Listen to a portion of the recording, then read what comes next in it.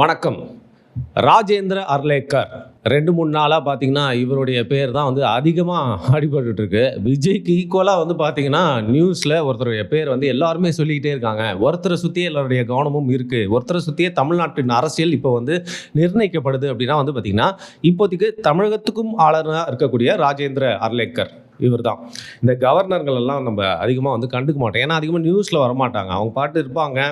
எப்போ இந்த மாதிரி பாஜக போன்ற கட்சிகள்லாம் வந்து ஒரு கவர்னர் அப்படிங்கிற ஒருத்தவங்க போடுறாங்கன்னா வெறும் கவர்னராக மட்டும் இல்லாமல் அதில் அந்த ஸ்டேட்டில் அவங்களோட பவரை வீல் பண்ணுறதுக்காக இந்த கவர்னர் அப்படிங்கிற டூலை வந்து யூஸ் பண்ணிப்பாங்க.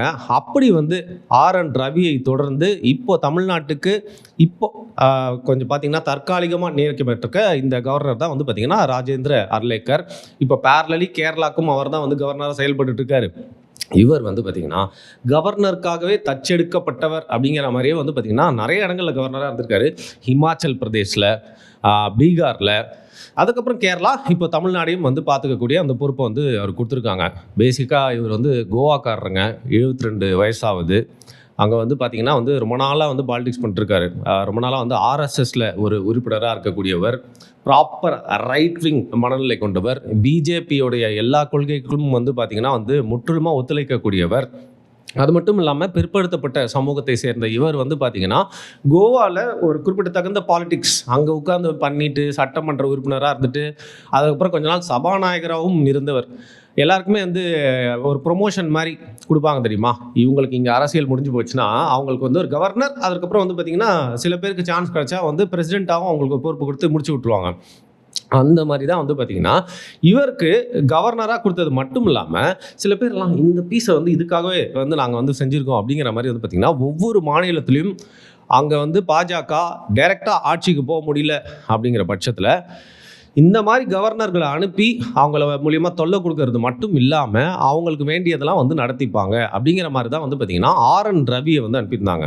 RN ரவி இருக்கார். அவர் சாதாரண ஆள் இல்லைங்க. நம்ம துரந்தர் படம் பார்த்திங்கள்ல, மாதவன் கேரக்டர் பண்ணார்ல அஜித் தோவர், அவர் கூட வந்து பார்த்திங்கன்னா ரொம்ப நாளாக ஒர்க் பண்ணவர்.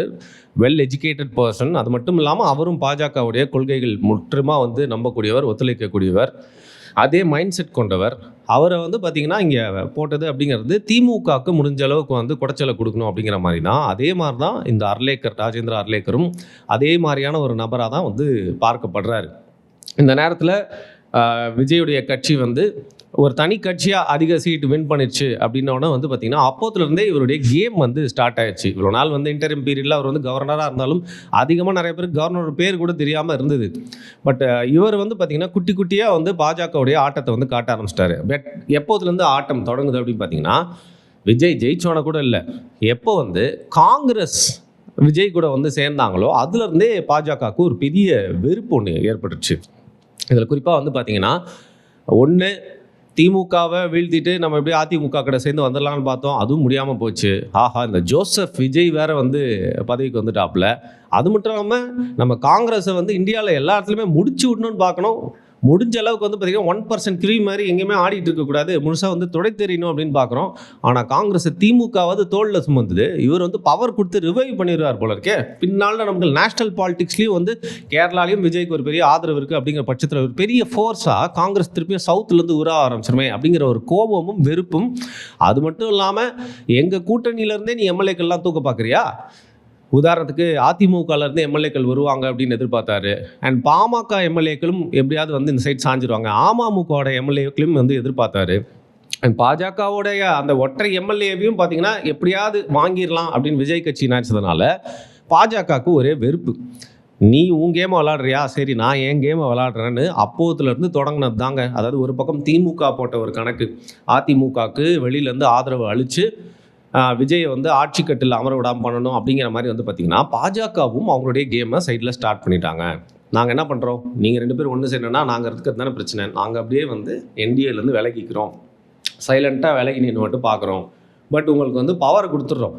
நீங்கள் 2 பேர் கூட்டு சேர்ந்து ஆட்சி அமைச்சுக்கோங்க, விஜய் வந்து ஆட்சிக்கு வரணும், நாங்கள் பார்த்துக்குறோம். நீங்கள் ஆட்சியில் உட்கார்ந்தோன்னே வந்து பார்த்திங்கன்னா அதுக்கப்புறம் விஜய் என்ன பண்ணணுமோ நாங்கள் பண்ணிக்கிறோன்ற மாதிரி ஒரு டீலிங்னு வச்சுக்கோங்களேன். அது மட்டும் இல்லாமல் பேரலி விஜய் பண்ண ஒரு தவறு என்ன, நிறைய பேர் நேற்று பேசி இந்த வீடியோவில் வந்து சொல்லியிருந்தாங்க, அதிமுக கிட்ட வந்து ஆதரவு கேட்கலன்னு சொல்கிறீங்க, கொடுக்க மாட்டேன்னு அதிமுக சொல்லிட்டாங்களே அப்படின்னு சொல்லிட்டு விஜய் டிரெக்டாக வந்து அதிமுக கிட்ட ஆதரவு கோரவில்லை. அவர் அதற்கு பதில் என்ன பார்த்தாரு அப்படின்னு பார்த்தீங்கன்னா 2 விஷயம். ஒன்று, அதிமுகவில் இருக்க சில எம்எல்ஏக்கள்லாம் ஒரு 20 பேருக்கும் மேலே வந்து பார்த்தீங்கன்னா கட்சித்தாவல் அப்படிங்கிறது 20 பேருக்கு மேலே வந்துட்டா வந்து செல்லாது அப்படிங்கிற மாதிரி வந்துருவாங்க அப்படின்னு எதிர்பார்த்தாரு. அதற்கான சில வேலைகளையும் வந்து ஈடுபட்டார். இது வந்து எடப்பாடி பழனிசாமிக்கு ஒரு பெரிய கோவத்தை ஏற்படுத்தி, என்கிட்ட டைரெக்டாக கேட்டிருந்தா கூட ஒரு ஆதரவு கொடுத்துருப்பேன், இந்த பேக்டோர் விளையாட்டு என்கிட்டயே விளையாட பார்க்குறியா, அதில் நான் சிறந்தவனாச்சே அப்படிங்கிற மாதிரி வந்து பார்த்தீங்கன்னா அவர் வந்து கடுப்பாகி எல்லாருமே கூட்டு போய் பாண்டிச்சேரியில் உட்கார வச்சுட்டாரு. ஸோ அங்கே அந்த ஏடிஎம்கேன்ற ஆப்ஷனே வந்து முடிஞ்சு போச்சு. அண்ட் அவசரப்பட்டு போயிட்டு ரொம்ப சொற்ப எண்ணிக்கையில் இருக்கக்கூடிய, வந்தாலும் எந்த ஒரு யூஸுமே இல்லாதக்கூடிய காங்கிரஸை உடனே அவசரப்பட்டு கூப்பிட்டு தங்களோட வண்டியில் ஏற்றிக்கிட்டாரு. அப்படிங்கிறது தான் ஒரு பெரிய பிரச்சனையாக மாறிடுச்சு. அதனால தாங்க இப்போ நீங்கள் என்ன தான் அண்ணன் பாவம் கஷ்டப்பட்டு ஜெயிச்சிட்டாரு, அவர் கூப்பிட்டு ஆட்சி அமைக்க வைங்க அப்படின்னு சொல்லனாலும், இன்றைக்கி இருக்கிற ரூல்ஸ் படி தான் அந்த அர்லேக்கர் அப்படிங்கிறவர் விளையாடிட்டு இருக்காரு. அவர் என்ன சொன்னார் ஃபர்ஸ்ட் நாள் அப்படின்னு பார்த்தீங்கன்னா, ஏற்கனவே சொந்த மெயில் அமைச்சிருந்தாங்க, மெயிலில் சில தப்பு. அடுத்த நாள் விஜய் போய் சந்திச்சிருந்தாரு. விஜய் உட்கார வச்சு, சார் நீங்கள் அங்கே உனக்கு எப்படி தெரியும்னு கேட்காதீங்க, அந்த வார்த்தையை சொல்ல வேணான்னு பார்த்தேன், ஆனால் வேறு வழி இல்லை. நிஜமாகவே சோர்ஸஸ் சொல்லக்கூடிய அது என்னன்னு பார்த்தீங்கன்னா, விஜய் போயிட்டு 2வது நாள், அதாவது நேற்று போய் ஆளுநரை மீட் பண்ணுறப்போ என்ன ஆச்சு அப்படின்னா, sir I think you miss understood அப்படின்னு சொல்லிட்டு ரூல்ஸ் படி நான் வந்து ஆட்சி அமைக்கலாங்கிற மாதிரி சொல்லியிருக்காரு. அதற்கு வந்து நான் மிஸ் அண்டர்ஸ்டாண்ட்லாம் பண்ணிக்கல, நான் கரெக்டாக தான் புரிஞ்சுக்கிறேன். இந்த நம்பர்ஸை வச்சு எப்படி நீங்கள் ஆட்சி அமைக்க முடியும், இது போதுமான நம்பர்ஸ்லேயே வேறு யார் உங்களுக்கு ஆதரவு தெரிவிப்பா அப்படின்னு சொல்கிறப்போ, நம்மளுக்கு ஒரு 3 வாரம் வரைக்கும் வந்து டைம் அப்படின்றத வந்து கேட்டிருக்காங்க. நீங்கள் வந்து 3 வாரம் டைம் அப்படிங்கிறது ரொம்ப அதிகம். நீங்கள் இந்த குறிப்பிட்ட நம்பர்ஸை யார்கிட்ட இருந்து வேணால் கூட்டிகிட்டு வாங்க, இத்தனை பேர் எனக்கு வந்து ஆதரவு ஒரு சாலிட் நம்பர்ஸ் கொடுங்க, அப்புறம் ஆட்சி அமைக்கலாம். இது எப்படி என்னால் வந்து ஆட்சி அமைக்க விட முடியும் அப்படின்னு சொன்னோன்னே, அதற்கப்புறம் விஜய் அங்கேருந்து வந்து கிளம்புறாரு. அப்புறம் ஒரு ஃபேக் நியூஸ் வந்து ஸ்ப்ரெட் பண்ணுறாங்க. என்னன்னு பார்த்தீங்கன்னா வந்து ஆளுநர் ஆட்சி அமைக்க தான் வந்து கூப்பிட்டுட்டாரு விஜய் அப்படின்னு சொல்லிட்டு. பட் விஜய் தரப்புல இருந்து தான் வந்து திருப்பியும் அப்பாயின்மெண்ட் கேட்டு ஆளுநரை பார்த்துருக்காங்க. அப்போது வந்து ஆளுநர் திருப்பியும் முதல் நாள் என்ன சொன்னாரோ அதே மாதிரி தான் திருப்பியும் சொல்லி வந்து அனுப்பியிருக்கார் விஜயை. அதற்கு பேரலி தான் பார்த்தீங்கன்னா அந்த கான்வாயை வந்து திரும்பி பெற்றப்பட்டது. ஆளுநர் கூப்பிட்டு வந்து பார்த்தீங்கன்னா நம்ம டிஜிபி ரத்தோர் அவர்கள்கிட்ட வந்து எப்படி நீங்கள் வந்து அந்த எஸ்காட் கான்வாயை அனுப்பலாம் அப்படிங்கிறது மட்டும் இல்லாமல், நேரு உள் விளையாட்டு அரங்களை வந்து எப்படி அந்த ஏற்பாடுகள்லாம் நீங்கள் வந்து செய்யலாம், யார் உங்களுக்கு அனுமதி கொடுத்தது, இங்கே ஏதாவது ப்ரொசீஜர்ஸே முடியலேன்ற கேள்வியும் கேட்டிருக்காரு. கூடவே நேற்று ஈவினிங் ஒரு விஷயம் சொல்லியிருக்காரு. அதெல்லாம் தான் வந்து பார்த்தீங்கன்னா ஆளுநர் வந்து இதெல்லாம் வந்து தன்னிச்சையாக செய்யலை, இது ஒரு கேம் அப்படிங்கிறது எப்போ தெரிஞ்சதுன்னு பார்த்தீங்கன்னா, விஜய் மட்டும் இல்லை, யார் வேணால் தேவையான நம்பர்ஸோடு வந்தாங்கன்னா ஆட்சி அமைக்கலாம், அது திமுகவாக இருந்தாலும் சரி அதிமுகவாக இருந்தாலும் சரின்னு சொல்லிட்டு தேவையில்லாமல் இன்னொரு பாயிண்ட்டும் சொல்கிறாரு. திருப்பியும் சொல்கிறேன், ரூல்ஸ் படி தான் விளாட்றாங்க, ஆனால் எங்கே விளாடணுமோ அங்கெல்லாம் ரூல்ஸ் படி விளையாடி இதுக்கு பின்னாடி வந்து ஒரு கேம் இருக்குது அப்படிங்கிறது தான் வந்து அவங்க பேசுறது மூலிமா நம்மளால் வந்து புரிஞ்சுக்க முடியுது. அந்த வகையில் இப்போ நடந்துட்டுருக்க இந்த சூழ்நிலையில் வந்து பார்த்திங்கன்னா, விஜய் அவர்கள் அந்த காங்கிரஸை உடனே வண்டியில் ஏற்றிக்கிட்டது அவசரப்பட்டுட்டாரோ, அதிமுக கிட்ட ஃபார்மலாக கேட்டு அவங்ககிட்ட வந்து பவர் ஷேரிங் அக்ரிமெண்ட் அப்படின்னு கொடுத்துருந்தா 3வது இடத்துல இருக்கக்கூடிய அதிமுக இன்றைக்கி அவங்க வந்து பார்த்திங்கன்னா ரொம்ப வீக்கான இடத்துல இருந்தாங்க. எப்போது ஒரு 4 நாளைக்கு முன்னாடி. ஐயோ பாவம் என்னப்பா அது, எதிர்கட்சி அந்தஸ்து கூட இழந்துட்டீங்க, திமுக வந்து கீழே இருந்து பட்டுன்னு மேலே வந்துருச்சு, நீங்கள் 3வது இடத்துக்கு போங்க எதிர்பார்க்கவே இல்லையே, இதுக்கு தான் பாஜக கூட சேராதீங்கன்னு சொன்னோம் அப்படின்னு கேட்டிருந்த சூழ்நிலையில் இன்றைக்கி வந்து பார்த்தீங்கன்னா ஸ்டாலின் அவர்கள் எம்எல்ஏ கூட ஜெயிக்கல, உதயநிதி அவர்கள் கூட வந்து பார்த்தீங்கன்னா வந்து சிஎம் ஆக்கணும் அப்படிங்கிற மாதிரி யாரும் முயற்சிக்கல. ஆனால் எடப்பாடி பழனிசாமி பேர் அடிபட்டுட்டே இருக்குது. இப்போது ball is on their court அப்படிங்கிற மாதிரி வந்து பார்த்தீங்கன்னா கொஞ்சம் ஒரு பவர்ஃபுல் பொசிஷனுக்கு அவங்க வந்து வந்திருக்காங்க. அண்ட் சிவி சண்முகம் மீட்டிங்கில் வந்து பார்த்தீங்கன்னா முந்தா நேற்று பேசினது திமுக அதிமுக கூட ஒரு டீலிங் போடலாம் அப்படிங்கிற மாதிரி மட்டும் இல்லாமல், ஸ்டாலினை வந்து பார்த்தீங்கன்னா நாங்கள் அவர் என்ன சொன்னாலும் கேட்போம் திமுகவுடைய எம்எல்ஏக்கள் கூட்டத்தில் நிர்வாகிகள் கூட்டத்தில் சொன்னது மட்டும் இல்லாமல், இளங்கோவன் திமுகலேருந்து என்ன சொல்கிறாருன்னு பார்த்தீங்கன்னா, ஒருவேளை அதிமுகவுக்கு ஸ்டாலின் அவங்க ஆதரவு கொடுக்க சொன்னார்னா நாங்கள் எல்லாம் ஒரு மனதாக ஏற்போம் அப்படின்னு வந்து சொல்கிறாரு. இன்னொரு பக்கம் வந்து பாண்டிச்சேரியிலேருந்து அதிமுகவோட ஒரு முக்கிய நிர்வாகி வந்து பார்த்திங்கன்னா வந்து இபிஎஸ் அவர்கள் சிஎம் ஆவார், திமுக ஆதரவு அளிக்கும் அப்படிங்கிற மாதிரி விஷயத்தை வெளிப்படுத்துகிறாரு. அந்த பக்கம் வந்து பார்த்திங்கன்னா பாண்டிச்சேரியில் போயிட்டு இபிஎஸ் அந்த ரெசார்ட்டில் அங்கே தங்கியிருக்கிற எம்எல்ஏக்கள்லாம் மீட் பண்ணி வந்து பார்த்திங்கன்னா நல்லது நடக்கும் அப்படின்னு சொல்லிட்டு வர்றாரு. இதெல்லாம் வந்து பார்க்குறப்போ நம்ம ஏதோ இல்லாத கதையை வந்து உருவாக்கலை. இவங்கெல்லாமே சேர்ந்து எப்படியாவது விஜயை பவரில் மட்டும் உட்கார விட்டுறக்கூடாது. ஏன்னா இன்றைக்கி ஒரு நடிகர் அப்படிங்கிற ஒரு ஈஸியான அந்த பப்ளிசிட்டி வந்து பார்த்திங்கன்னா அவருக்கு வந்து ஈஸியாக கிடச்சது மட்டும் இல்லாமல் அவங்களும் நிறைய ஒர்க் பண்ணாங்க அவங்களோட அந்த ரூட் நிறுவனத்தை வச்சு அப்படின்னு வச்சுக்கோங்க, தனி கதை அது வந்து பேசுவோம். இவர் பவரில் உட்காந்துட்டாரு, ஃபேமோனோட சேர்ந்து பவர் அண்ட் மணியும் வந்துருச்சுன்னா நம்மலாம் காணாமல் போயிடுவோம். அதனால் வந்து பார்த்திங்கன்னா கொள்கையாது நம்ம 2 பேர் எதிரிங்களாது பழைய பகையெல்லாம் மறந்துட்டு வந்து பார்த்திங்கன்னா நம்ம 2 பேர் சர்வைவ் ஆகணும்னா இந்த பொலிட்டிக்கல் டர்ட்டி கேமை நம்ம விளையாடி தான் ஆகணும்.